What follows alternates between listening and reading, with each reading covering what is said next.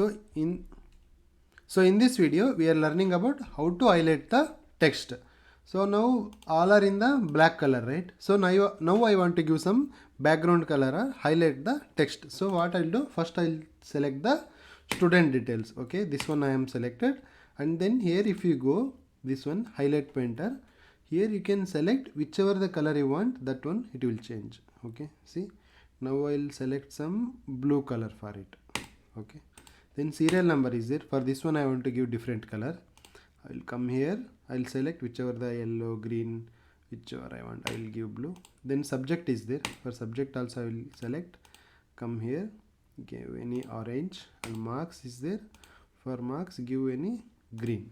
Okay, and again numbers are there. Numbers, all numbers I will select. I will select some blue. Again I am selecting subject here. I am giving some other color, purple color. And again I am selecting the marks. I am giving some little gray color. Okay, so this is how you highlight the text in the Excel.